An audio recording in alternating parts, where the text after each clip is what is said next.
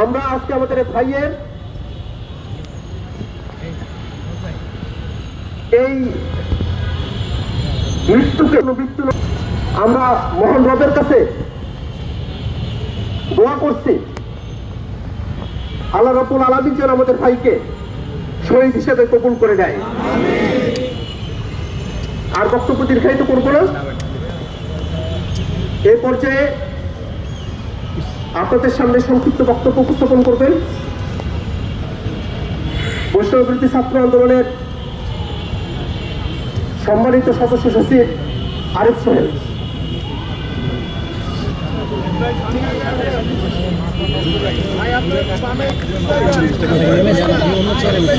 উপস্থিত ছাত্র জনতা, সাংবাদিক ভাই ও বোনেরা, আজকে গণ অভ্যুত্থানের 6 মাস পরে আমরা দেখতে পাচ্ছি শহীদের মিছিল থামে নাই।